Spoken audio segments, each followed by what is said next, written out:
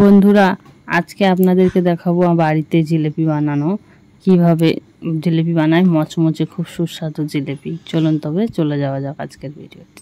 শুরুতেই উনুন ধরানোর জন্য রেডি করে নেওয়া হচ্ছে। তুমি কি জিলিপি বানাবা? এই যে দুজন আছে, দুজন মিলে আজকে তোমাদেরকে জিলাপি বানিয়ে দেখাবে। এই দেখো মাও সাথে আছে, তারপর আমি আর ঠাম্মা আর মা আছি জিলিপি বানাতে। জিলিপি বানানোর জন্য ওইগুলো সব রেডি করে আনছি। তবে একটা মেশিন নিয়ে নিয়েছিলাম, ওই দিক দিয়ে এই দিক দিয়ে বেরোবে জিলিপি, আর আমরা এরকম করে দিয়ে দেবো কড়াইতে। আর ভাজা হয়ে গেলে সম্পূর্ণ বেশি দিয়েছি, দেখতে থাকেন তোমরা।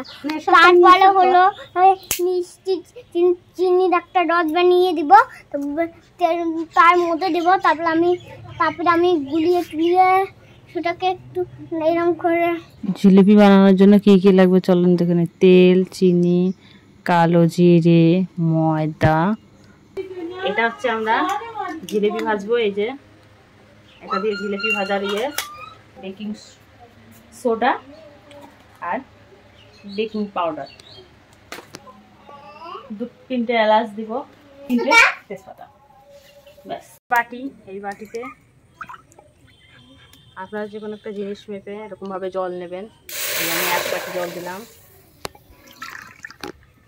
এই যে 2 বাটি জল দিলাম। মিষ্টির রস বানিয়ে নেব জিলিপি ভেজে দেওয়ার জন্য।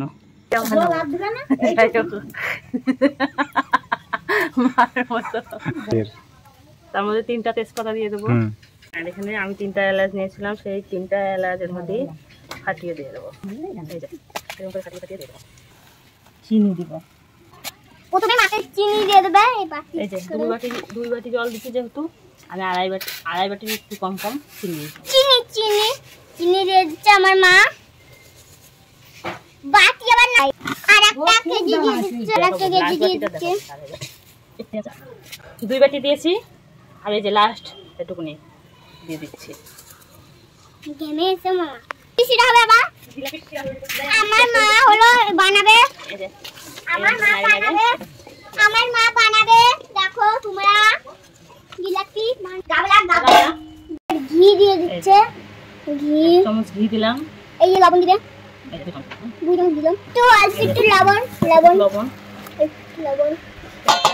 কালো জিরে, বেকিং সোডা দিয়ে দিচ্ছে। এটা হচ্ছে বেকিং পাউডার, এটা বেকিং পাউডার। দেখেছো, আস্তে আস্তে অল্প অল্প করে জল দেবেন আর অল্প অল্প করে মাখবেন, যাতে জল বেশি না পড়ে। দেখেন আমি আস্তে আস্তে করে অল্প অল্প করে জল দিচ্ছি আর এটাকে মাখছি। এরকম আস্তে আস্তে জল দিতে হবে আর মাখতে হবে, ভালো করে এটাকে মাখতে হবে। এটা যেন পাতলা বেশি না হয়ে যায়, পাতলা হলে কিন্তু জিলিপি ভালো হবে না। এই জন্য এটাকে ভালো করে মাখতে হবে। চলুন তাহলে এবার চলে যাই আমরা জিলিপি ভাজার কাছে। তেল দিয়েছি, এই যে ময়দাগুলোকে এই যে আমি আস্তে আস্তে করে এরকমভাবে তুলে নিচ্ছি।